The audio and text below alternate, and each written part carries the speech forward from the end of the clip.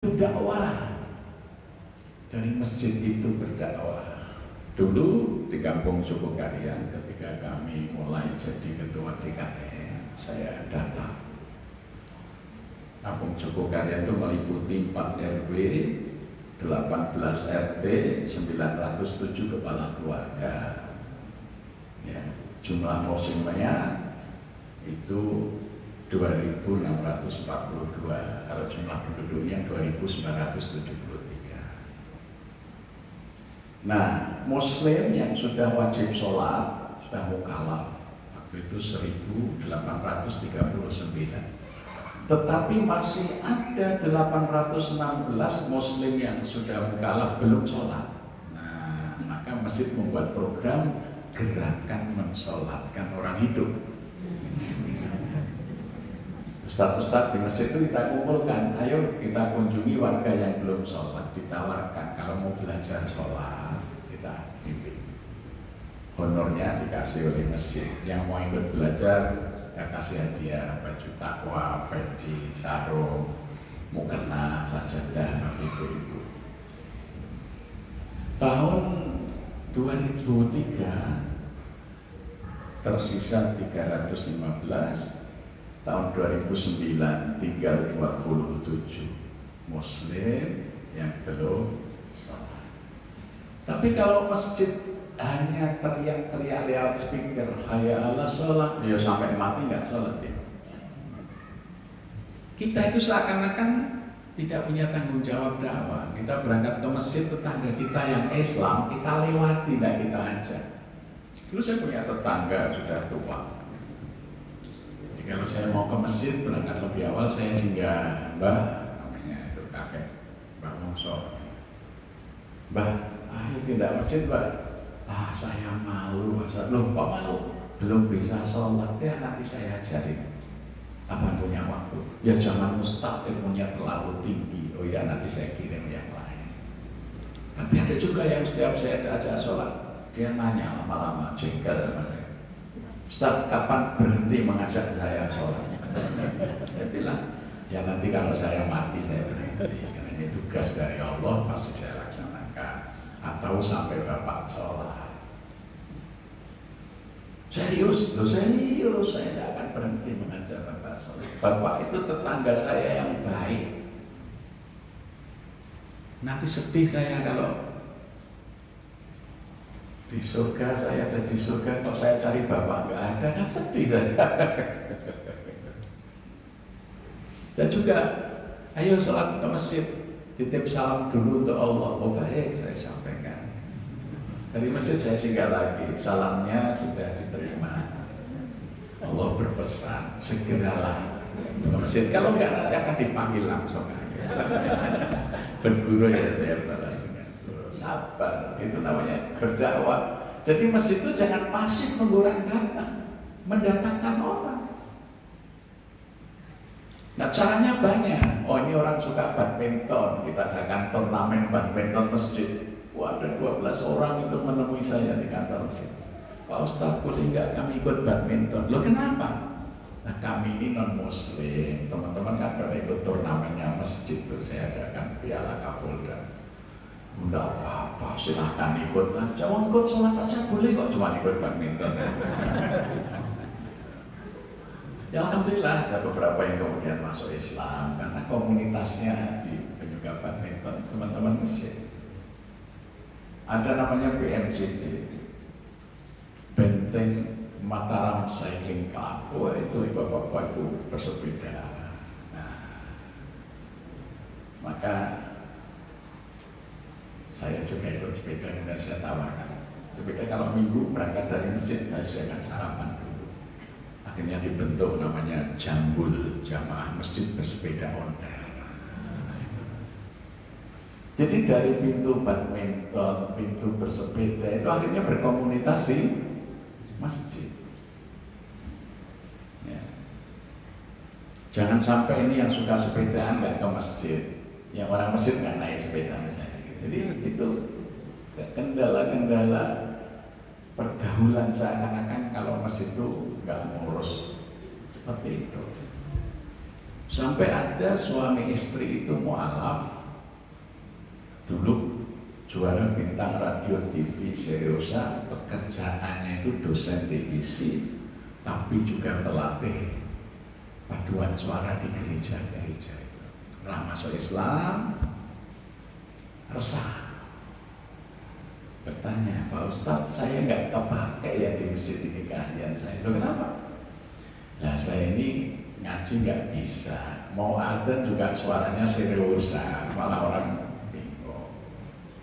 Ya, yang lain lah, saya sama istri saya ini kan cuma bisa melatih paduan suara. Baik, nanti saya kumpulkan lansia. Jadi saya kumpulkan bapak-bapak ibu lansia, saya bentuk paduan suara senandung masjid. Serius latihannya kan memang ahlinya. Ditampilkan itu, masya Allah itu sering diundang kemana-mana itu paduan suara lansia kita ini. Karena bagus, memang pelatihnya suami istri itu ahli paduan suara. Ya tentu kita pilih lagu-lagu yang religi, ya itu. Ya ada pengajian akbar, buatkan panggung, tampilkan. Ya. Bahagia dia, sampai kebetulan nggak punya putra sama istri ini. Nyampaikan, Pak Ustadz, rumah saya lihatkan sama istri, kalau nanti saya dan istri saya meninggal, saya wakafkan ke masjid. Sekarang suaminya sudah meninggal, istrinya ya rumah dekat masjid luas, dulu Katolik, ini sekarang diwakafkan secara bersyarat menunggu sampai ini, karena merasa dipakai, dihargai di masjid itu. Ya pensiunan lansia nggak punya aktivitas ngumpul belajarnya ini, ternyata senang juga gitu ya. Jadi ya, jadi untuk kegiatan mengisi waktu.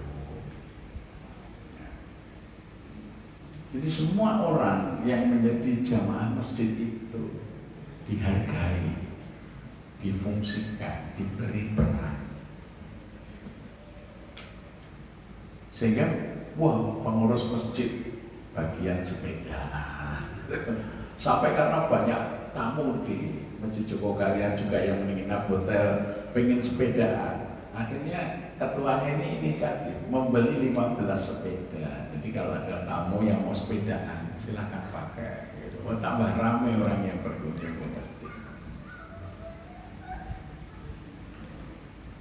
Mana anak muda suka nongkrong di jalan, ada komunitas CB, RT, Vespa, kadang malah jadi geng motor.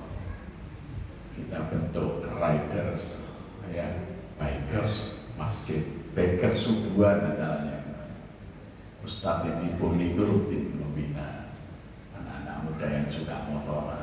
Saya kadang-kadang masih naik motor sampai ke Sidoarjo, sampai ke Malang, naik motor nemenin anak-anak muda itu. Ya. Kita pernah adakan jambore bikers. Oh itu datang dari Lampung, dari NTB naik motor. Nanti bersama-sama, ayo kita ke Magelang, sholat subuh di sana, berangkat ngumpul di masjid jam 2 malam, sholat lail sebentar, naik motor, dikawal Kapolda. Syaratnya satu, setiap motor harus membawa 1 sak semen sama uang 50.000 untuk bantu pembangunan masjid. Yang ikut 900 motor berarti 900 sak semen, uang berapa? 50.000 kali 900.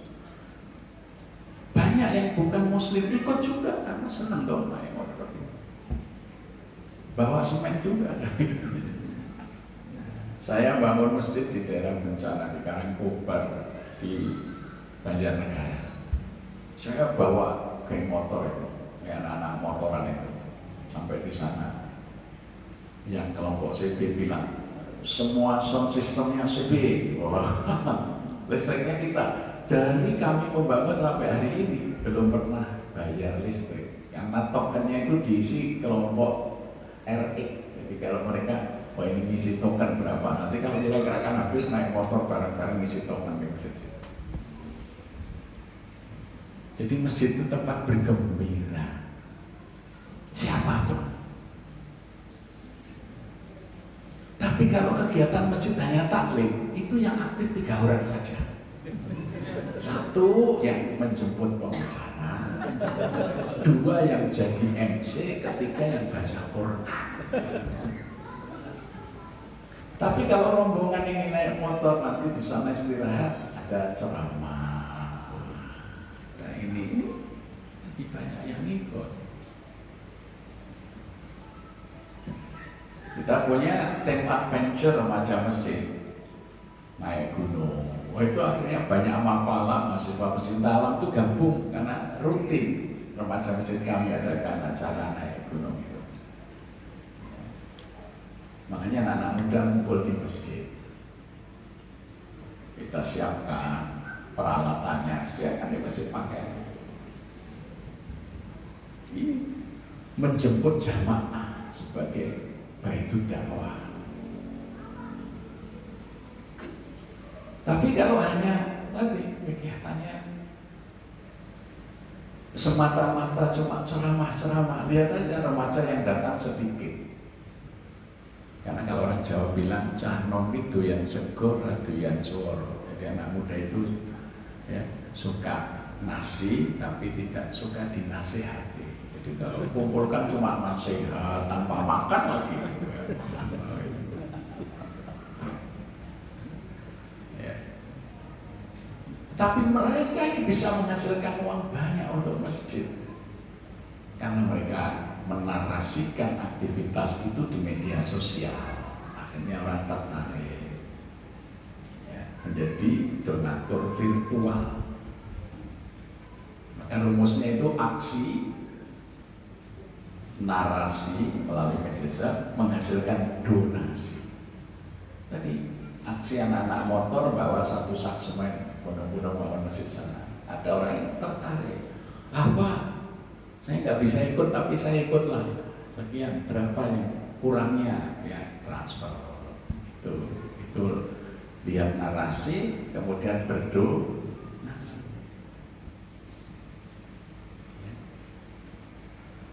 Kemarin Jakarta aksi Palestina, kami ngirim food truck, ini masjid punya food truck.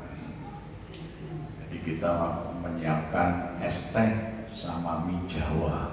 Di orang bukan aksi itu antri di food truck Masjid Jogokaryan ini. Antri es teh, antri mie Jawa gitu ya. Akhirnya kan di food truck kita itu ada nomor rekening. Ini sebenarnya kotak infak berjalan. Makanya krik-krik. Kita bisa seminggu menghimpun dana untuk Palestina kemarin 900 juta.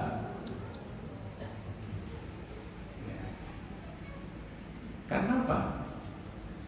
Kotaknya ini berupa food truck ini jalan kemana-mana kan, Jogja, Jakarta, nanti sehingga saya sudah pesan jangan berhenti di tempat parkir biasa. Saya kasih uang, kamu mampirnya di restoran-restoran yang mahal. Jadi orang keluar dari restoran yang bagus, ini masjid, ini aksi Palestina ada benderanya. Oh masjidnya ini di food trucknya ada tulisan menyediakan teh Bani Jawa untuk peserta aksi di Monas. Akhirnya klik-klik dananya masuk. Ya. Kita punya 2 unit mobil khusus untuk membersihkan masjid-masjid. Jadi ada terlupa masjid kami dibersihkan, datang dengan relawan kita bersihkan. Namanya tim bersih-bersih masjid.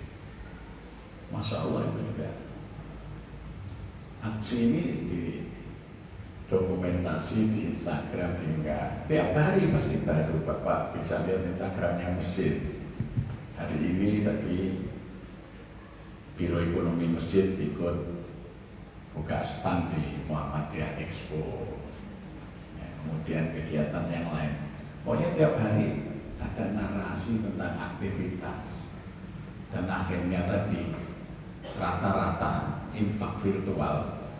Orang yang melihat kegiatan kita yang melalui media itu rata-rata per bulan 250 juta infak yang masuk.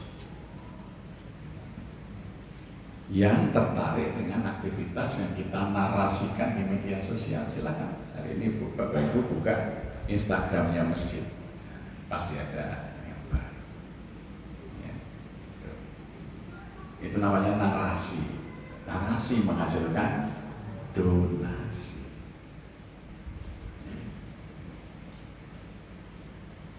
Nah ini kalau DKM-nya semuanya tua nggak bisa, karena media itu dunianya anak-anak milenial. Ya. Kalau malam akad tuh anak-anak SD kelas 5, kelas 6 ngumpul di masjid, apa dilatih membuat konten, dilatih membuat film dokumenter, diadakan lomba membuat film dokumenter, diadakan lomba membuat konten dakwah. Anak-anak SD sudah bisa cari uang. Maka ramai anak-anak ini karena dia punya HP bermanfaat. Kalau anak-anak pegang HP tidak diarahkan, wallah apa yang dapat dari HP itu. Tapi anak-anak masjid itu dilatih, diarahkan, membuat konten-konten dakwah. Akibatnya apa? Anak-anak ini kalau ada ceramah datang meskipun sekedar mau ngambil dokumentasi kan, ya, atau diedit. Maka sering saya itu kaget tiba-tiba ada ceramah saya, seperti misalnya di sini besok tiba-tiba muncul viral apa, misalnya tiba-tibanya dipotong soal jangan pilih pemimpin yang mengungkar dan pengkhianat. Nah itu bisa besok viral itu. Kerjaan anak-anak muda di media itu begitu. Padahal ceramahnya kan panjang itu ya. Jadi banyak ceramah saya viral itu saya nggak ngerti. Yang itu anak-anak lihat tayangan di mana dipotong. Wah ini kira-kira situasinya cocok gitu. Oh viral itu. Saya yakin ini ceramah di sini nanti kira-kira yang viral yang jangan pilih pemimpin yang mengungkar. Itu bisa viral ini. Masjid Al-Falah ini nanti dikenal. Oh, Masjid Al-Falah ini. Itu. Jangan anak-anak muda sekarang ya. Gitu. Maka di sini alhamdulillah ini anak-anak muda yang sudah lebih 60 tahun. Mendokumentasikan ini. Masih muda meskipun umurnya 60 tahun ya, tapi masih ikut model kekinian. Maka ada tim media yang dikelola oleh anak-anak, ternyata dia menghasilkan dana yang cukup. Ada infak subuh dikelola anak media ini, karena waktu subuh itu ada malaikat yang turun mendoakan siapa yang berinfak doakan mudah-mudahan hartanya dilipatkan. Orang yang tidak mau berinfak didoakan mudah-mudahan dia miskin. Oh, banyak sekali yang setiap subuh 1.000 rupiah. Itu bisa lebih dari 100 juta loh itu satu bulan. Klik-klik tiap subuh 1.000 aja. Tapi ribuan orang yang ikut. Sekarang kami lagi membuat gerakan namanya Guru Mulia. Kami berpikir membangun Indonesia harus memperbaiki pendidikan. Memperbaiki pendidikan itu memperbaiki kualitas guru. Anak-anak cerdas tidak mau jadi guru karena gajinya rendah, tidak cukup penghormatan. Maka kami buat yayasan mengimpun dana. Ibu bapak boleh ikut nanti. Cukup 1 pekan 2.000 rupiah. Untuk apa? Memperbaiki pendidikan. Kami rekrut alumni yang baru lulus dari ITB dengan IP 3,75, lulusan kedokteran. Kita rekrut, kita diklat 4,5 bulan. Kita kerjasama dengan University Kependidikan Nasional Singapura. Itu perguruan tinggi pendidikan terbaik di Asia. 4,5 bulan tes, kalau lolos dia dapat sertifikat guru, ditugaskan silakan mau mengajar di mana. Oh, di sekolah Islam, sekolah Muhammadiyah, sekolah NU misalnya. Yayasan itu hanya bisa membayar 2.000 rupiah per bulan. Maka Yayasan Guru Mulia akan menambah untuk guru pemula itu 10 juta minimal. Jadi yang 8 juta dari yayasan kami. Setelah 4 bulan Diklat lagi, lolos, dia jadi guru madya, gajinya 20 juta. Kalau sekolah itu hanya bisa membayar 5 juta, yang 15 dari yayasan kami. 4 tahun lagi diklat, lulus jadi guru utama, maka menjadi 30 juta. Terakhir nanti jadi guru ahli, guru utama itu 50 juta. Biar anak-anak pintar mau jadi guru. Sekarang ini anak-anak pintar disuruh jadi guru nggak mau. Akibatnya guru-guru itu banyak yang terpaksa karena tidak lolos di ITB, nggak lolos di kedokteran, terpaksa ke UPI, kalau dulu IKIP namanya ya. Artinya guru kita ini raw materialnya kurang cerdas. Nah di Singapura itu pinter, Lee Kuan Yew itu guru itu gajinya lebih tinggi dari profesi yang lain. Maka anak-anak pinter mau jadi guru untuk memperbaiki Singapura. Maka University Pendidikan Nasional Singapura tidak menerima yang bukan Singaporean. Jadi hanya warga Singapura yang bisa kuliah di situ. Kalau Nanyang untuk teknik orang luar boleh asal bayar. Dan yang kedua, saya pertama kali ke Singapura tahun 81. Nyegat taksi, ternyata ada antrian, saya nggak tahu. Ada taksi, saya mendekat, dimarahi oleh orang yang antri dan sopir taksinya banting pintu, saya suruh antri. Ya, saya antri. Sampai giliran saya paling depan di antrian ada taksi. Ketika saya mau masuk, ada ibu-ibu pakai seragam, datang tidak antri, langsung ke depan. Oleh sopir taksi dibukakan pintu, sopirnya membungkuk dengan hormat, dipersilahkan. Semua yang antri tidak ada yang marah saya, ini gak antri kok bisa. Semua noding itu, si teacher, dia itu guru. Jadi di Singapura itu guru dapat privilege. Yang lain harus antri, kalau guru tidak antri, dimuliakan. Maka orang senang jadi guru. Di sini sekarang anak-anak sama guru aja, Pak Guru. Ya, saya mengajar pernah tahun 90-an di TK Muhammadiyah Singapura, di TK Angkuri Singapura. Kalau kita masuk kelas itu anak-anak TK itu hormat sekali. Selamat pagi cikgu, cium tangan. Tahun 90 itu. Saya mau pulang, anak-anak TK itu, cikgu, nak tukar adres, mau tukar alamat. Anak-anak TK sudah punya alamat, ada alamat email. Tahun 90 Indonesia belum ada email.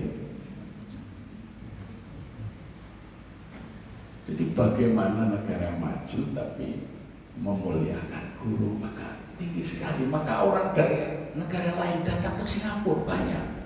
India, Cina, dari Indonesia. Di Singapura bekerja, yang memperkerjakan orang Singapura. Boleh atas perbandingannya. Di Indonesia, orang asing datang mengelola kekayaan negara kita, batu bara, minyak, kebun sawit.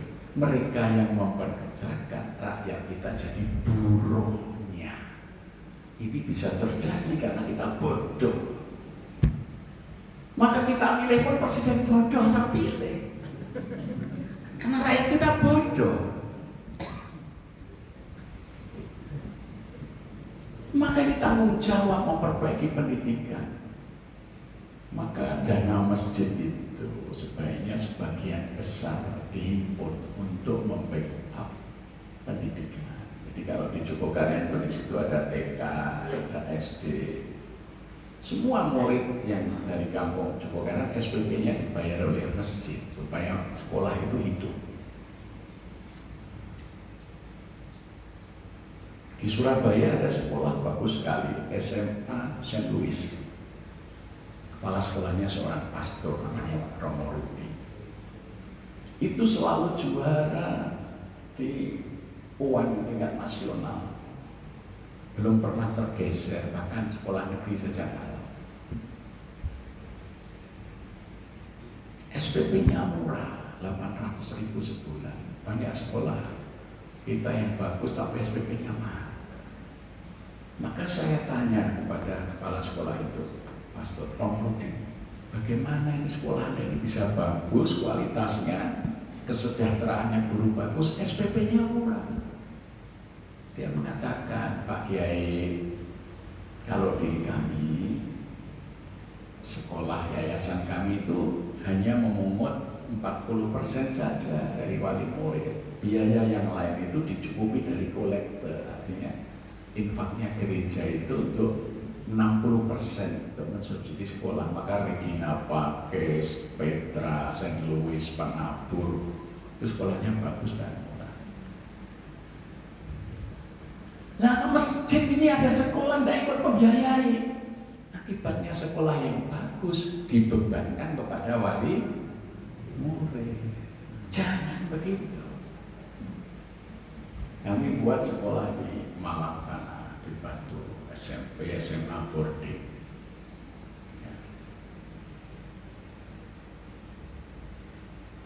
Tanahnya 22 hektar, yang 10 hektar untuk kelas sekolah asrama guru. Jadi guru itu mengawasi anak 24 jam karena tempat tinggal bersama asramanya.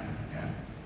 Bagus fasilitasnya, anak yang pengen jadi dokter di situ fokus belajarnya untuk tembus fakultas kedokteran. Yang mau masuk akpol, akmil, didampingi dari infanteri kalau pagi latihan lari, latihan olahraga, cek supaya bisa lolos ketika tes di akademi militer.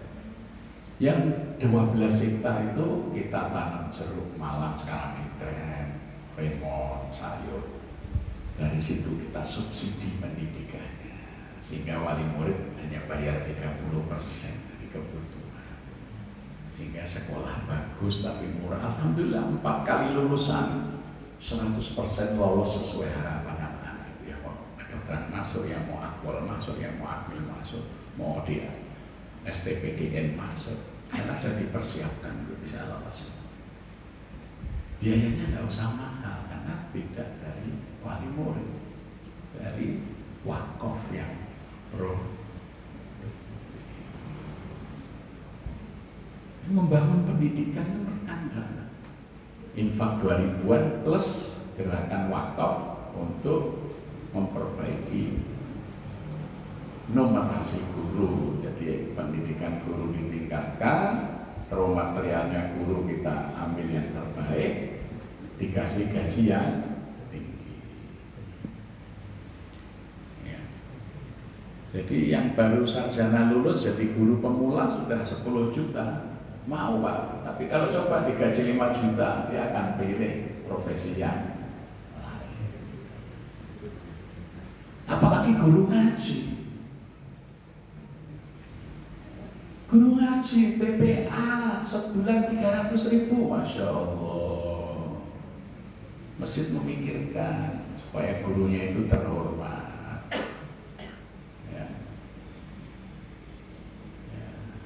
Bajunya bagus, bersih, ini penampilannya, jadi murid ngaji itu senang.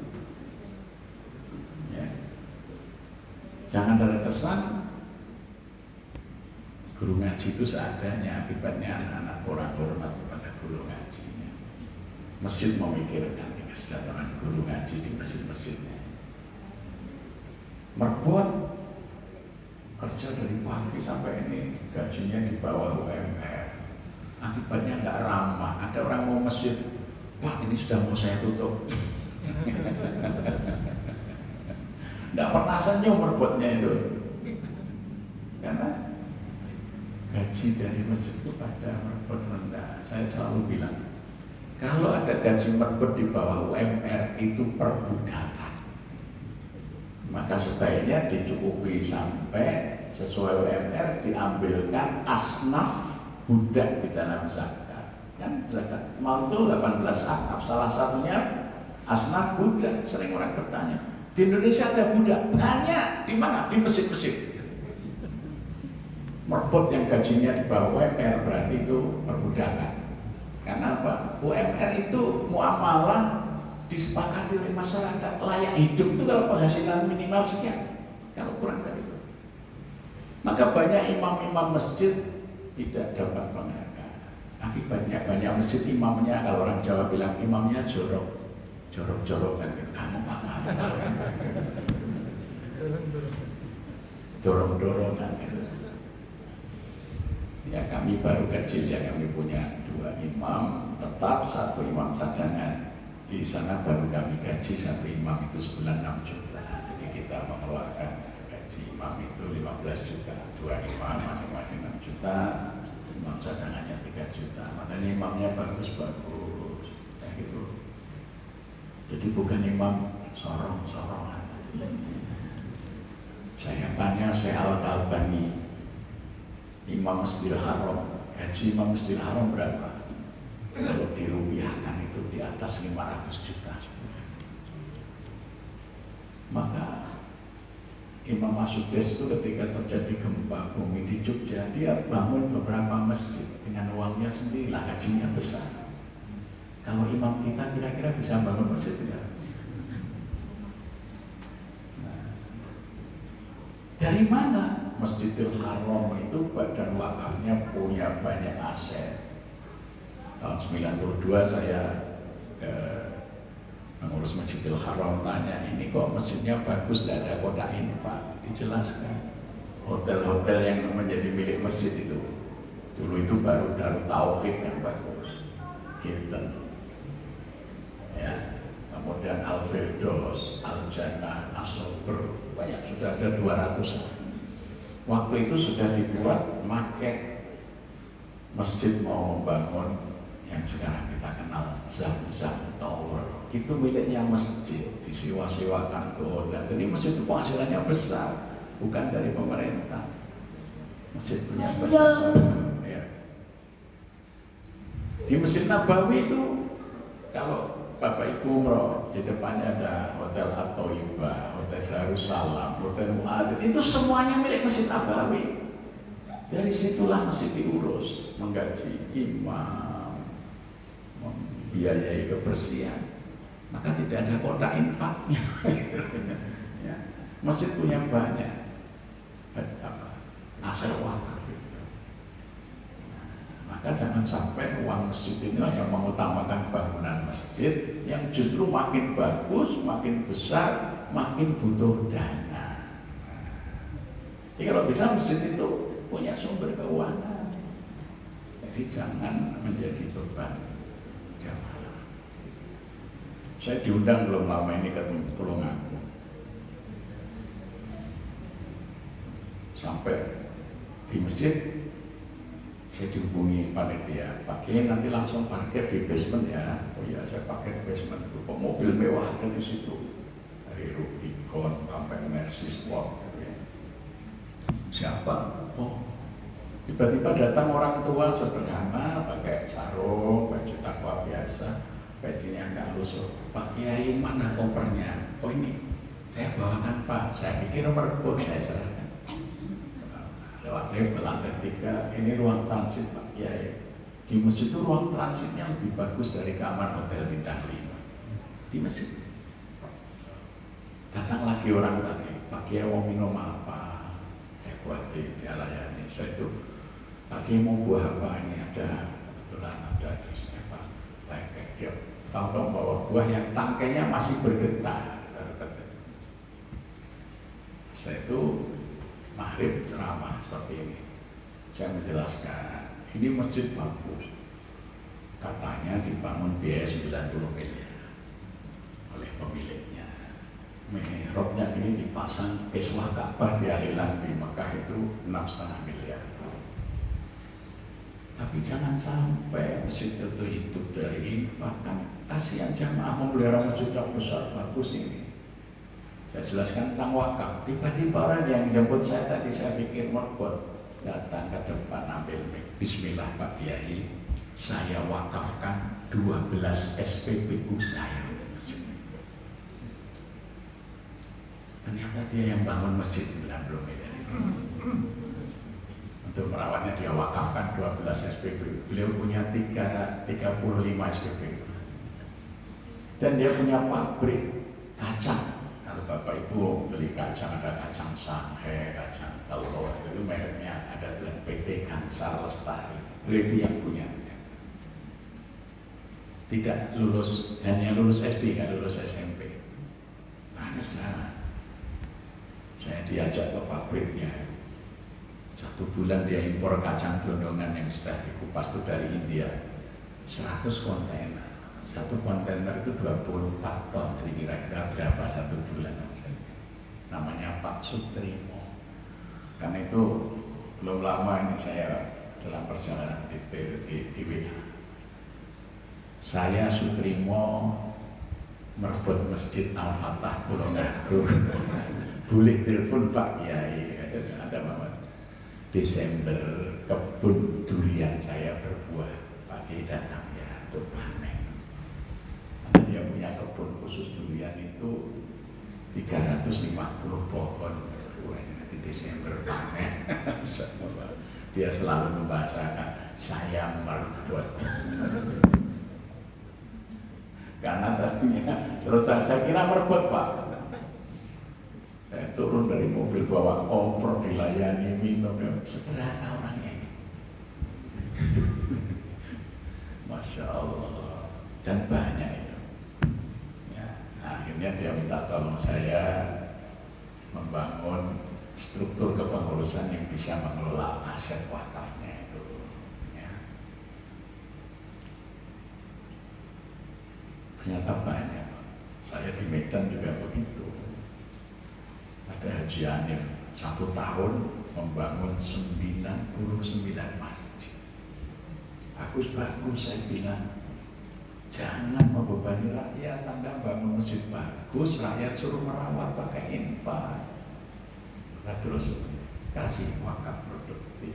Ayo saya buatkan rukonya, saya kasih modal 1 masjid 1 miliar. Masjidnya itu ditulisi Pak, dilarang infak di masjid ini, silakan infak ke masjid yang lain.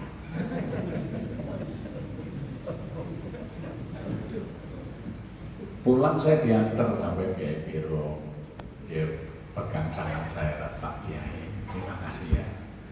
Pak Kiai saya kasih 5 mobil. Lah untuk apa? Terserah. Akhirnya 2 ambulan, 2 mobil bersenjata, mobil operasional. Banyak orang baik itu yang mau berwakaf kalau paham keutamaan wakaf. Ya Tuhan, nafsul mutmainnah akan didengar ketika dia datang. Putranya namanya Musa Jeksah menjadi wakil gubernur Sumatera Utara, datang mencari saya. Ada apa? Bapak saya bulan lalu meninggal, tapi sudah berwasiat. Katanya Pak Kiai kan mau membangun pesantren, dia mau membangunkan masjidnya. Saya bilang masjidnya sudah jadi. Saya hanya butuh asrama untuk 40 orang, ya 20 kamar. Ya sudah itu saja Pak Kiai. Berapa? Ya paling 1,5 miliar, ya sudah saya transfer besok ya.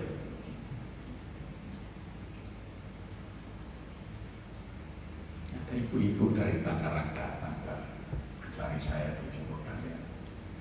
Pak Kiai di sini ada program lansia, enggak ada. Kami lagi bangun pesantren lansia, itu asramanya hampir selesai. Masjidnya belum. Berapa masjidnya itu kira-kira? 1,5 miliar, ya sudah saya yang bangun masjidnya. Jadi ternyata ketika orang dengar fadilah berwakaf, Masya Allah, apalagi tahu dikelola dengan baik. Ada orang Bandung ini juga besok pagi mau nemui saya waktu subuh. Wakaf ruko, kira-kira nilainya waktu itu mau dijual 6,2 miliar, hanya ditawar sekitar berapa, akhirnya diwakafkan. Ini orang kalau besok pagi subuh di masjid mana dia mau ketemu saya. Karena masjid-masjid di sini belum menggerakkan wakaf. Orang Bandung ada wakafnya coba kan. Masya Allah. Jadi ini tarbiyah di masjid ini sangat penting. Jadi orang ngerti memilih amal yang utama itu apa. Oh ya infak, oh ya zakat wajib, tapi oh ini wakaf ini supaya saya dapat husnul khotimah meskipun kecil ya. Karena tiap tahun masjid membuat program. tahun ini Masjid Jogokarya mengupgrade hotel. Tadinya hotel Melati, sekarang jadi hotel bintang 3. Jadi silahkan yang mau membantu, satu kamar biayanya 85 juta. Kemarin Sandiaga Uno mampir sholat, akhirnya satu kamar. Ya. Ada notaris yang datang satu kamar. Kalau yang standar itu satu kamar 85 juta. Datang orang itu, kita nggak pernah mengajukan proposal permintaan. Ketika orang paham tentang fadilahnya wakaf dan wakaf produktif, sehingga kami punya visi di masjid itu tahun 2030 ketika aset-aset wakaf kita cukup, lansia akan dapat pensiun dari masjid. Nah, ini yang sudah lansia itu tiap bulan dapat dari masjid itu tunjangan hidup itu yang kita target 2030 ya, ketika wakaf produktif kita makin tumbuh, maka nanti dari masjid itu akan lahir pemimpin-pemimpin yang berpengalaman mensejahterakan rakyat ya. Anak-anak muda yang belajar, oh masjid itu fokus pada kesehatan. Jadi bukan hanya pemimpin yang jisamsu, janjimu semua palsu. Sudah terlatih itu memikirkan rakyat, memikirkan kesejahteraan. Maka tagline-nya Masjid Jogokarya kan jelas tuh, dari masjid sumber kesejahteraan rakyat. Masjid itu sumber kesejahteraan rakyat. Jadi kita pikirkan rakyat nanti yang sudah tidak produktif. Ya kalau yang PNS mungkin pensiun masih dapat, tapi yang tidak punya pensiunan, mestilah nanti yang ngasih pensiun gitu-gitu, begitu. Itu kita pikirkan. Maka kita harus punya aset yang cukup. Kita gerakkan wakaf produktif. Saya kira kalau 10% dari masjid di Indonesia, jadi menurut catatan Kementerian Agama, jumlah masjid di Indonesia itu 800.000. Berarti kalau 8.000 masjid saja melakukan program seperti ini, masalah kemiskinan sudah selesai. Dan 10% itu mampu masjid mampu. Cuma banyak yang belum tahu. Karena pengurus masjid biasanya panitia pembangunan masjid, ketuanya langsung dipilih jadi ketua DKM. Akibatnya dia itu hanya ahli bangunan, bukan ahli masjid. Maka yang dipikir bangunan saja. Sudah bagus, oh buat menara yang bagus. Apalagi keramiknya ganti dong ini. Ya. Itu saja yang dipikir dari bangunan ke bangunan itu. Jamaahnya makin lama makin habis. Karena dia bukan ahli masjid, dia ahli bangunan. Dia nggak ngerti bagaimana memfungsikan masjid. Ini problem gitu di mana-mana. Ya. Ilmunya tentang masjid tidak ada, ilmunya hanya tentang bangunan. Akibatnya DKM kalau rapat cuma renovasi, perluasan. Oh masjidnya aja belum penuh jamaahnya sudah mikir perluasan, sudah mikir perbaikan taman, tamannya bagus, tapi orang miskin tidak dipikirkan, anak putus sekolah tidak dipikirkan.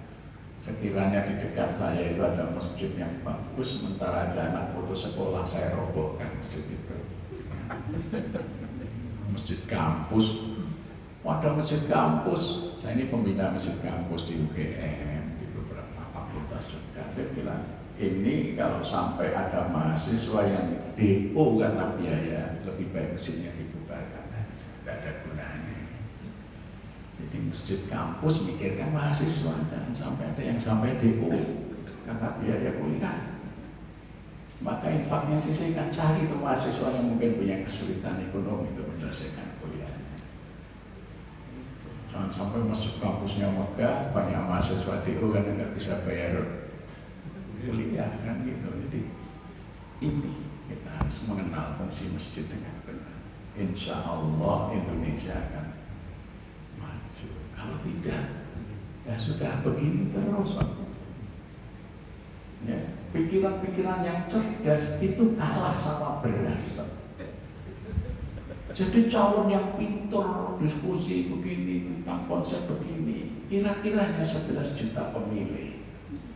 Padahal yang berhak milih itu 210 juta. Yang 200 juta itu yang penting ada beras. Maka insya Allah ini nanti mulai November sampai Maret itu akan banyak bantuan. Nah itu yang akan dipilih. Ya. Wah ini pinter pidato tapi berasnya nggak sampai. Nah, ini yang nggak usah pidato. Jangan khawatir, saya sudah di sini. Maksudnya berasnya sudah ada. Selesai itu nanti. Ya, maka kemungkinan yang banyak beras, banyak minyak goreng, bagi-bagi amplop itu yang menang karena pemilih kita ini selalu nuntut, Pak mau saya pilih. Yang penting Bapak berjuang. Oh ya saya berjuang. Apa berjuang? Beras, baju dan uang. Ini 200 juta pemilih kita itu kira-kira menunggu berjuang berarti. Ya. Wah dia tidak akan menyaksikan debat terus. Wah bagus ya ini pikiran. Enggak, itu paling cuma elit aja kira-kira. Tadi perhitungan para sosiolog kita itu kira-kira 11 juta lah. Dari 200 pemilih, 200 juga. Yang lain pemilih itu nunggu serangan fajar. Lihat aja nanti kira-kira begitu. Kecuali masjid-masjidnya itu sudah punya fungsi tadi. Oh beras sudah ada Pak, di masjid kami sudah dapat beras. Gitu. Oh kami di masjid sudah dapat bantuan ini. Nah masjid-masjid yang begitu jamaahnya tidak akan takluk pada serangan massa. Tapi kalau masjid malah sumbangan terus, ya serangan fajar ini efektif. Beberapa anggota DPR RI sudah mengatakan terus terang mau jadi anggota Dewan di tingkat nasional itu 11 miliar modalnya. Tidak perlu pemikiran. Tidak perlu, sidang aja sambil tidur juga dapat gaji kok. Maka 4D, duduk, diam, apa? Datang, duduk, diam, duit. Itu yang akan terjadi. Tambah 1 T Pak, tidur. Masya Allah. Inilah tuntutan kita.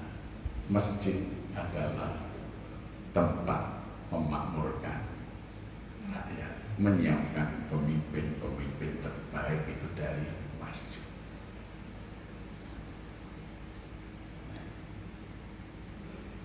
Alhamdulillah di sini sudah ada forum silaturahim antar masjid. Jadi mudah-mudahan itu bisa terus. Misalnya disepakati dalam 1 bulan 4 kali Jumat itu 1 Jumatnya dikumpulkan dananya jadi 1 untuk dana forum. Oh masjid sana sedang memerlukan perbaikan. Ya udah uang ini aja digunakan. Jangan ini proposal. Jadi masjid sana proposal. Bisa di Bali, di Denpasar dan Kabupaten Badung itu ada 82 masjid. Saya diundang ke sana kebetulan hari Rabu. Terus setelah diskusi gini ada pengurus yang angkat tangan. Pak, kami ini butuh perluasan lahan parkir. Karena orang Bali itu kalau dibeli untuk masjid dibuat mahal. Butuhnya 900 juta. Kami kan minoritas, susah ngumpulin dana. 82 masjid itu saya bilang. Jumat besok semua masjid yang 82 infaknya coba dikumpulkan untuk yang 900 juta tadi. Saya khotbah di masjid yang paling besar namanya Baitul Ma'mur, diumumkan. Ternyata hari itu infaknya meningkat, terhimpun 1,8. Jadi yang 900.000 sudah, 900 sudah bebas, ini kas. Terus disepakati, nanti kalau masjid lain yang butuh dari sini, jangan minta sumbangan sampai-sampainya gak jalan, jangan. Ini bisa dilakukan antar masjid. Ini 5 masjid. Rata-rata satu Jumat berapa di sini? 4 jutaan ya. Kalau di Masjid Bogorian itu antara 15 sampai 20 per Jumat. Ya, misalnya rata-rata aja 3 juta kali 5 kan sudah 15 juta itu sebulan. Berapa jumlah kakak anak-anak yang sekolah? Berapa mereka ini yang membutuhkan bantuan? Dari sekali Jumat dalam sebulan itu dihimpun oleh forum, itu forum bisa banyak melakukan kegiatan. Insya Allah ya 3 juta kali 3 itu cukup lah untuk mengurus masjidnya secara internal yang bersama-sama. Makin luas nanti mungkin tingkat kecamatan, berapa masjid lagi? Oh, itu, Masya Allah itu dana yang cukup besar untuk membangun masyarakat kita. Jadi jangan uang masjid hanya untuk bangunan, itu namanya candi. Candi. Maka para wali tidak ada yang membangun masjid bagus yang sampai hari ini ada peninggalannya masih utuh. Padahal Sailendra itu membangun Candi Borobudur masih kita lihat. Sanjaya membangun Candi Prambanan. Turis-turis datang ke sini melihat bekas kejayaan Hindu dan Buddha, tapi umatnya habis. Orang piknik ke Andalusia Spanyol, Masjid Baitur Rahman, Istana Alhambra, masjid di kota-kota di situ sekarang jadi kantor wali kota, bagus semuanya Pak. Umat Islamnya habis.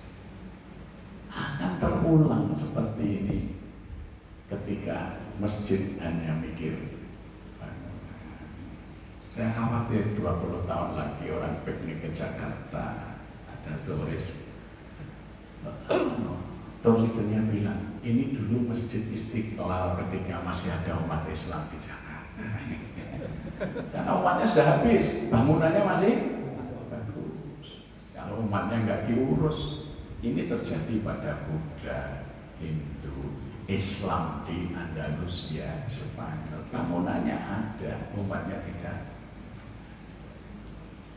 Maka para wali mana yang meninggalkan masjid yang bagus? Tidak ada. Karena mereka mengikuti sunnah yang dibangun kesejahteraan rakyatnya, bukan bangunan masjidnya. Itu bukan yang utama. Penutup, maka Allah dalam surah At-Taubah ayat 17 keras sekali menyatakan, maka nalil musyrikina ya'muru masajidallah syahidina ala anfusihim bil kufr ulaika habitat a'maluhum wa finnarihum khalidun. Tidak layak orang-orang musyrik itu memakmurkan masjid Allah. Asbab nuzul ayat ini ketika Rasul membangun masjid yang sederhana di Yathrib, orang musyrik Mekah mengatakan, apa itu Muhammad? Ngurus masjid, kami itu membangun Masjidil Haram, peninggalan Ibrahim bagus, kami bangun dari batuan andesit merah, ditaruh pagi kena sinar matahari itu berkilau keemasan, sore hari juga begitu. Kami lebih hebat dari Muhammad dalam memakmurkan masjid. Maka Allah menurunkan ayat 17 surat Allah, maka nalil musyrikin. Jadi paradigma orang musyrik kalau mengurus masjid itu yang diurus bangunan. Jadi kalau ada DKM kok fokusnya ke bangunan, berarti paradigmanya musyrik. Assalamualaikum.